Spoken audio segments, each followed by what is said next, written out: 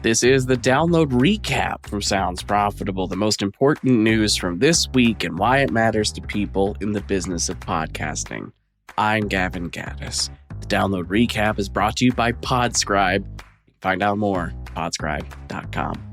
This week's top stories include reflections from podcast show London. Tom Webster talks about the podcast advertising anomaly, specifically the lack of a gender gap when it comes to advertising attention recall.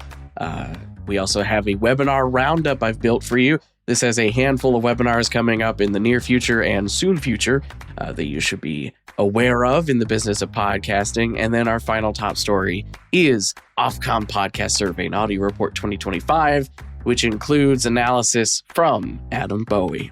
Let's get started.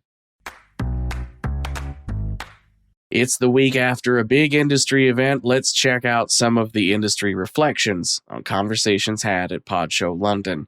First up, Amplify Media's Stephen Goldstein gives an overview of the conference with 5 key takeaways. These include YouTube's evolution from a polite observer in 2024 to a major player in podcasting events this year, like at Podcast Movement Evolutions, On Air Fest, and now Podcast Show London. While video podcasting has been around since before the word podcast was fully solidified, Ashley Carman notes contemporary conversations about video production elsewhere at the event signal a shift towards the contentification of podcasting. For example, Flight Story CEO Georgie Holt and Pave Studios founder Max Cutler make a point of saying they call content a show instead of a podcast. Matthew McLean of The Podcast Host interviewed quite a few folks at Podcast Show London regarding the importance of the industry embracing and promoting podcasting's roots of spoken word audio. And finally, Blueberry Podcasting founder Todd Cochran shares a piece detailing how podcasting can prevent video or bust narratives from freezing out new voices for the industry.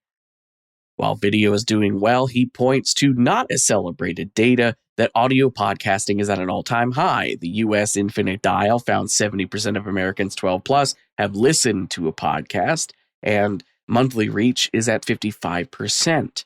Apple Podcasts revealed in London that they had their best year ever for listeners, hours streamed, and paid subscribers. Video may be growing at a healthy pace, but it's worth remembering oral podcasting, AURAL, is also growing still.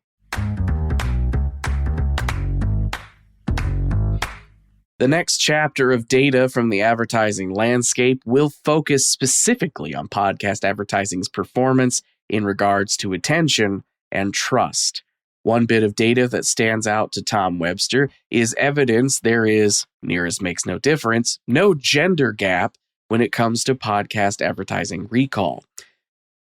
Male podcast listeners surveyed for the advertising landscape clocked in at 86% recall on podcast ads, while female listeners scored 85%, a gap so small that statistically it might as well be a rounding error. For comparison, AM/FM radio scored an 11-point gap between two measured genders, cable TV has a 5-point gap, and Reddit has a sizable 24-point gap because, well, obviously Reddit is a very dude-centric place. Following up, Tom Webster also wrote a LinkedIn article as a companion to the main piece, digging into that 11-point gap for AM/FM and what that gap means for advertising mediums in general, as well as what makes podcasting special for having closed that gap.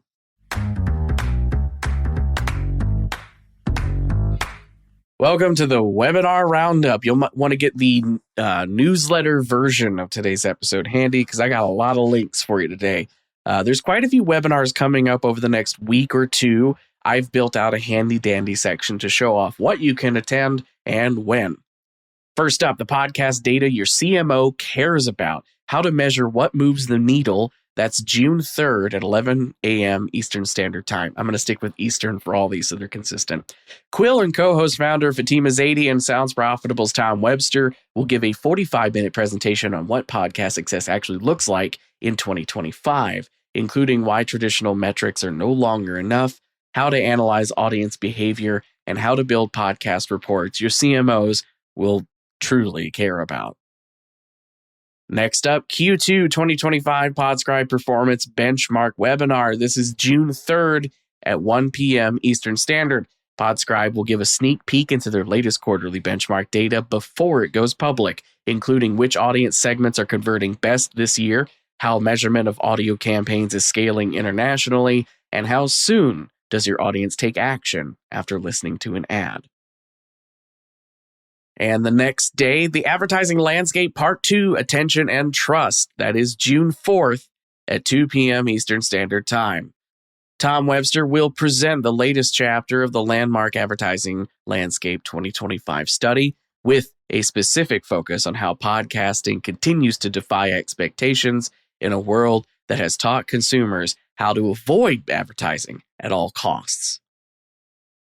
Then a few days later, Audio First Success, Why Not Every Podcast Needs Video and Why Advertisers Shouldn't Worry. This is July 9th at 1 p.m. Eastern Standard Time. True Native Media is hosting a panel discussing why audio first podcasting is still important in the age of video and reasons why advertisers shouldn't overlook audio-only podcasting.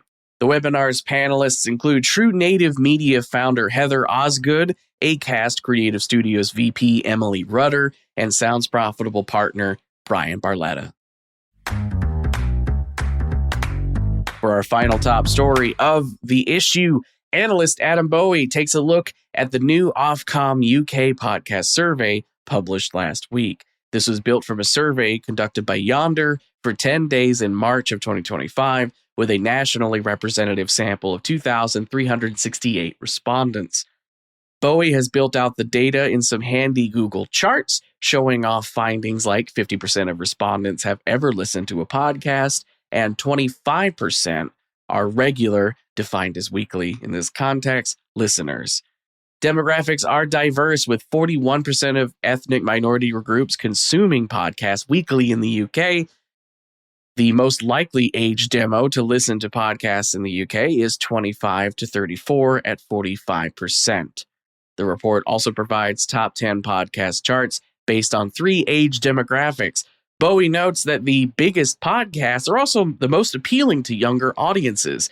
For example, The Joe Rogan Experience and The Diary of a CEO were top 2 for adults 15 plus and adults 15 to 34, but plummet to 57th and 32nd place, respectively, when you only look at the 55 plus demographic.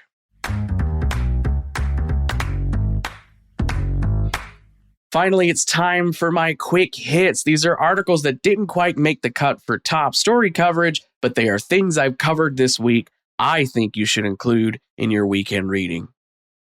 First up, the Tribeca Film Festival, just under 2 weeks away, has their full 2025 lineup posted, which includes a section specifically for audio storytelling. This features events from a live taping of This American Life, Excellence in Audio Journalism Gala, to a live episode recording of Talk Easy with guest Sam Rockwell. Space is limited, ticket prices are cheap, you should check it out.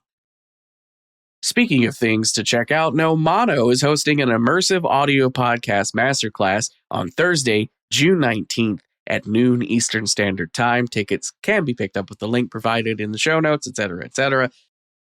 Former Vice President and CRO of Barometer, John Sardellis, has announced he's joining the BBC as head of sales podcasts for North America. And Quill has announced the winners for the 5th annual Quill Podcast Awards. I suggest you check out the B2B branded section for a winner that yours truly voted for. Hint, hint.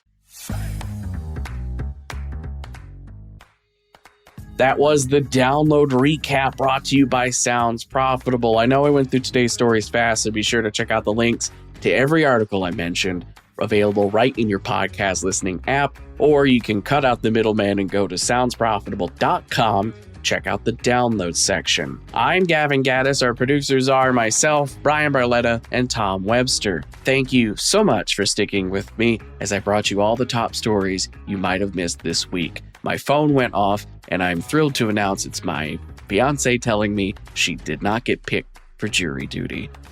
What a way to end the workday. Robot? Download. complete.